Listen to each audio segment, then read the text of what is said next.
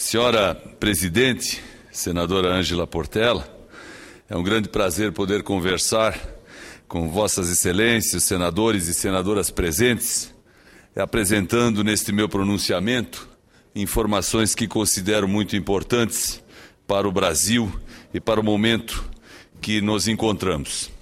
No próximo dia 11 de novembro, o Parlamento do Mercosul se reunirá em Montevidéu para, em sessão plenária, instalar os trabalhos de mais um período legislativo.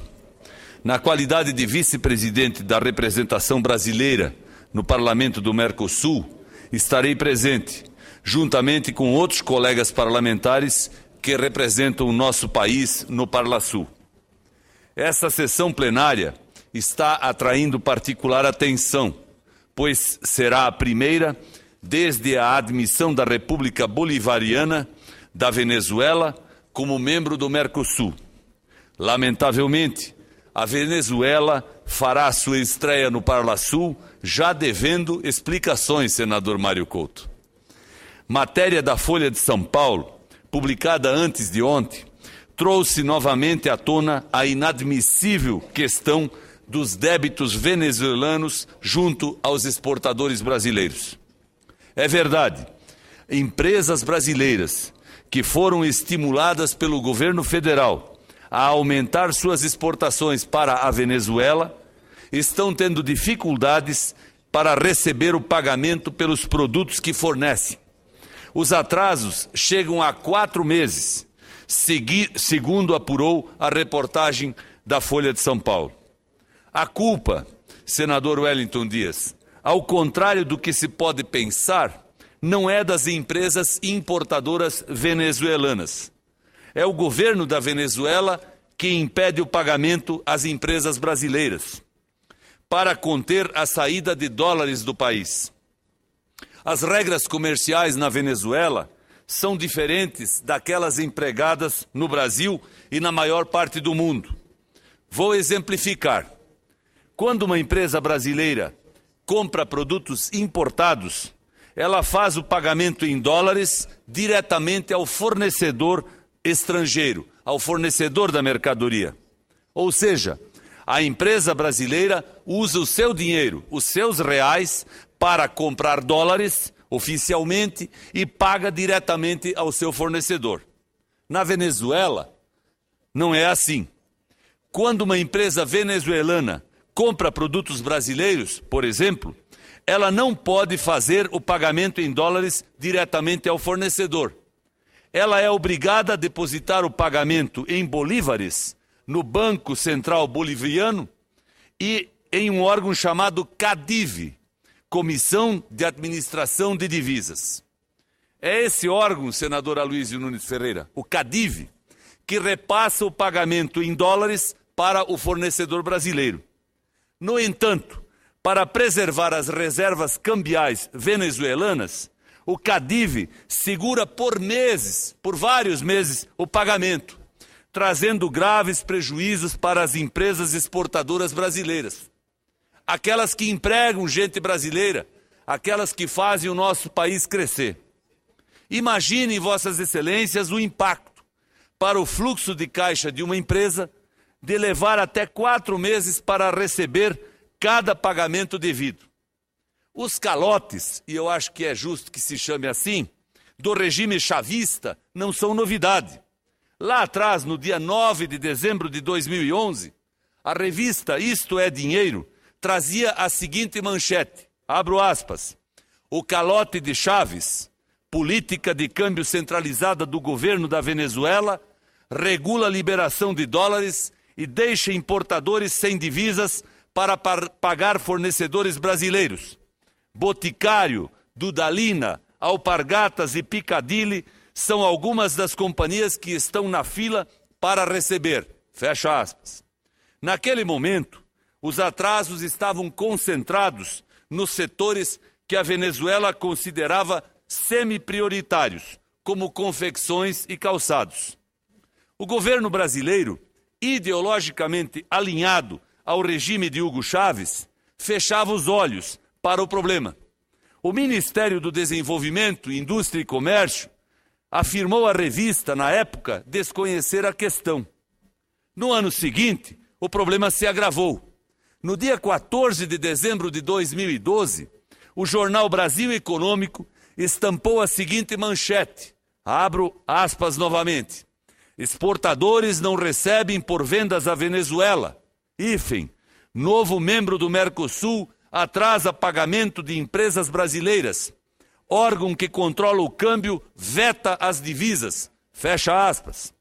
Na matéria, as mesmas queixas e também a notícia de que os calotes estavam também afetando os exportadores brasileiros de autopeças e do setor de carnes. De lá para cá, a situação degringolou. Os calotes da Venezuela já atingem até mesmo os exportadores brasileiros de grãos, que estão sendo cada vez mais importados por aquele país, dada a crise de abastecimento que a Venezuela atravessa.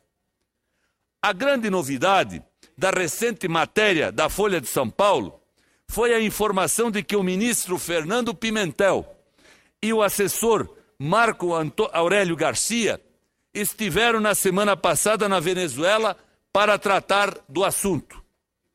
Segundo a Folha, oficialmente, a missão brasileira teve como objetivo reforçar a disposição brasileira de ajudar o parceiro comercial a superar sua crise de abastecimento.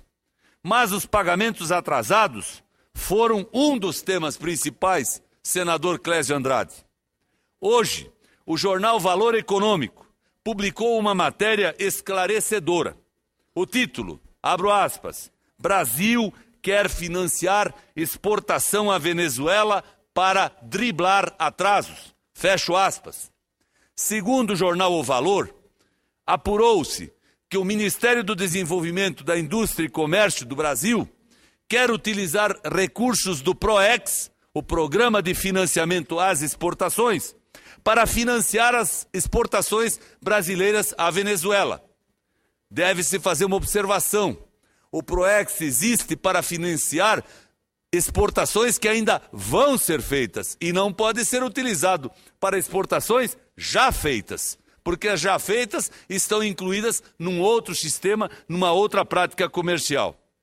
Pelo modo proposto, a Venezuela tomaria empréstimos do Banco do Brasil para pagar aos exportadores brasileiros e depois quitaria a dívida de forma parcelada. Isso é incrível. Mais uma jabuticaba brasileira. Senador Mário Couto, mais uma jabuticaba. Pelos planos do governo federal, a Venezuela deixaria de dever às empresas brasileiras e passaria a dever a todo o povo brasileiro. Sim, porque os recursos do PROEX saem do Tesouro Nacional. É o dinheiro dos impostos que nós, os brasileiros, pagamos mensalmente, diariamente. Notem bem, senhoras e senhores senadores, a que ponto chega o alinhamento ideológico do governo brasileiro com o regime chavista, que ainda perdura na Venezuela, mesmo após a morte de Hugo Chávez. Primeiro, o Brasil declara total apoio à Venezuela em sua crise de abastecimento e depois passa a financiar o consumo dos venezuelanos. Pensem bem, se o governo venezuelano já não paga o que deve, quando os credores são os exportadores brasileiros, será que vai pagar quando o credor for o Tesouro Nacional do Brasil? Obviamente que não. As empresas brasileiras, quando não recebem o que é devido, reclamam, pressionam, insistem. Será que o Tesouro Nacional, que é gerido pelo governo federal, vai reclamar quando ele for o credor e o débito não for pago? O mais provável é que a Venezuela atrase ainda mais os pagamentos e o governo brasileiro faça vista grossa. O mais provável é que essa conta só seja cobrada no dia em que os chavistas deixarem o poder, se é que isso vai acontecer. O regime destruiu a economia da Venezuela, levou o país a uma crise absoluta de abastecimento e agora conta com a mão amiga do governo brasileiro para sobreviver. para o regime sobreviver, que fique bem claro.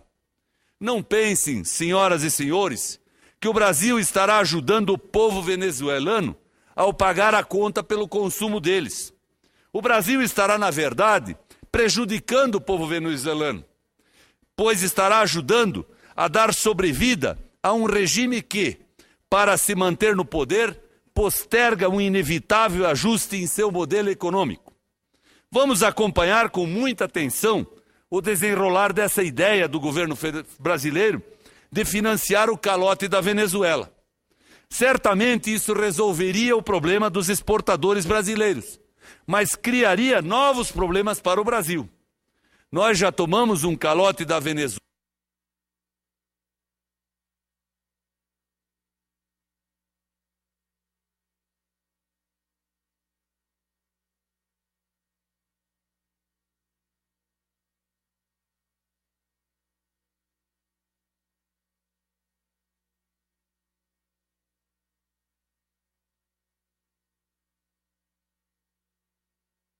Estão na obra, até hoje. Agora, ficou o dito pelo não dito. A Petrobras incorporou a parte que caberia à PDVSA.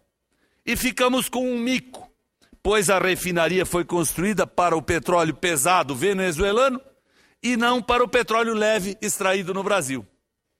A ideia de cobrar do governo venezuelano pelo que deve nem passou pela cabeça do governo brasileiro.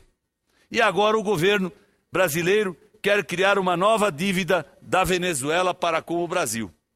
Na semana que vem, senador Roberto Requião, teremos uma reunião na Comissão Mista de Representação do Parlamento Brasileiro no Mercosul.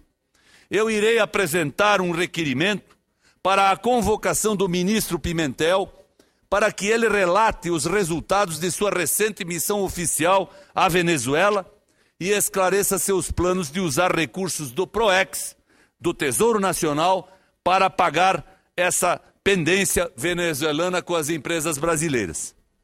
O Brasil não pode criar subterfúgios para manter a relação com a Venezuela. Nós precisamos exigir que ela se comporte como uma verdadeira parceira comercial, com lealdade e respeito aos contratos. O foro adequado para isso é o Mercosul. A Venezuela faz parte do bloco e isso é fato consumado. Ninguém mais discute. Agora, precisamos cobrar dela respeito às regras. Vejo que o senador Suplicy me pede uma parte, com prazer ouço Vossa Excelência.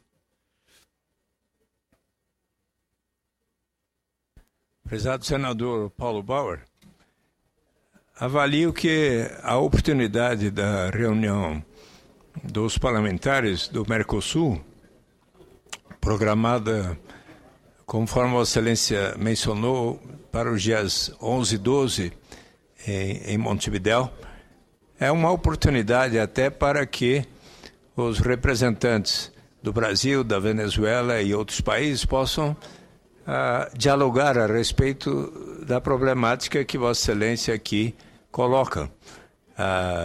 Porque é natural que ali possam os senadores brasileiros expressar o quão importante é que a Venezuela possa cumprir os compromissos que foram assumidos pelo governo venezuelano, pelas empresas venezuelanas que fizeram parceria com a Petrobras e empresas brasileiras.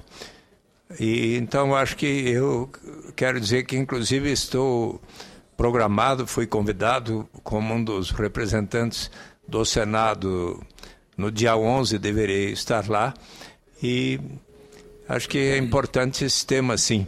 Mas gostaria também de cumprimentá-lo como presidente do Grupo Parlamentar de Amizade Suíça-Brasil, por ter trazido aqui hoje 5 senadores da Suíça. Tivemos um diálogo muito interessante com eles próprios, e, inclusive eu próprio conversei com o senador Hannes German, juntamente com Vossa Excelência, e conversei com eles, os 5 senadores, sobre algo tão relevante que vai ocorrer ali Na Suíça, no dia 4 de outubro último, 116 mil cidadãos suíços entregaram uma solicitação ao parlamento. Quando mais de 100 mil fazem isso na Suíça, o objeto da petição, no caso, é para que se realize um referendo sobre se a Suíça vai adotar ou não uma renda básica incondicional para todos os seus cidadãos. Então, isso deve ser objeto de um referendo após debate organizado pelo parlamento por toda a população suíça dentro dos próximos 4 anos. Trata-se de um exemplo, a hora do plebiscito, do referendo, que nós temos na Constituição, mas que não praticamos tão frequentemente como os suíços o fazem. Então é importante essa interação para que aprendamos mais com os colegas senadores da Suíça. Meus cumprimentos também por Vossa Excelência ter organizado o encontro com eles. Muito obrigado, senador Suplicy. Acolho a parte de Vossa Excelência e incorporo ao meu pronunciamento.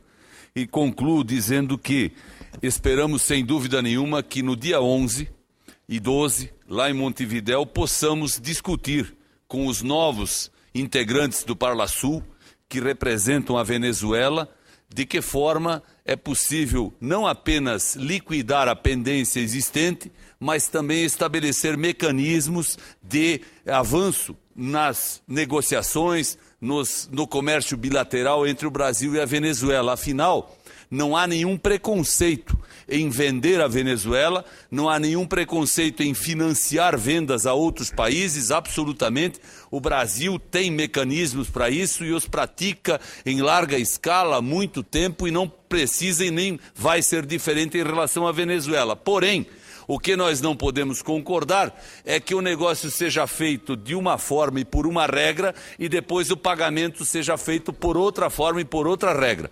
Portanto, esperamos que naqueles dias, nós tenhamos condições, presidente Sarney, de tratar do assunto em nível de parlamento do Mercosul, com nossos colegas venezuelanos, defendendo os interesses do Brasil e principalmente das empresas brasileiras que se encontram em dificuldades muito sérias por não poderem receber o que lhes é devido pela venda realizada. Eu consulto o senador Requião se desejava fazer a parte, também o senador Sarney. Então, o senador Requião, por gentileza, Vossa Excelência tem a palavra. Senador Paulo Bauer, na verdade, essa pendência de empresários brasileiros com a Venezuela me intriga. Eu acho muito importante a gente saber o que realmente existe. Se existe a dívida, se não pagam os empresários brasileiros, por que não pagam, qual é a posição deles. Porque nós hoje, que temos uma reserva cambial de cerca de 350, 370 bilhões de dólares, não temos a metade da reserva cambial em dólar da Venezuela. O problema do governo venezuelano não é falta de dinheiro. Então, eu quero louvar a sua atitude, sem nenhum prejuízo a respeito do que possa estar ocorrendo, sem nenhum juízo. Vamos esclarecer o que realmente ocorre, inclusive a desistência da Venezuela em participar da usina de Pernambuco. Acho muito interessante que a gente esclareça isso. E para isso serve o Mercosul. Vamos conversar com os parlamentares, porque o interesse deles na defesa do seu país é igual ao nosso na defesa do Brasil, e existe um interesse comum, que é o fortalecimento do mercado do Mercosul. Parabéns pela iniciativa. Agradeço a Vossa Excelência e volto a registrar. A minha preocupação primeira é com as empresas brasileiras que, estimuladas, fizeram negócios de exportação para as empresas venezuelanas que, segundo se sabe, teriam feito pagamento ao governo daquele país. E o governo daquele país é que não providencia o repasse dos dólares, dos valores devidos para as empresas brasileiras. Essa é uma questão que efetivamente merece e precisa ser analisada com muito cuidado, com muito critério, não apenas pelo Poder Executivo, que já se manifestou e já procurou informações a respeito, mas também pelo Parlamento do Mercosul, que todos nós integramos como representantes dessa casa. Muito obrigado.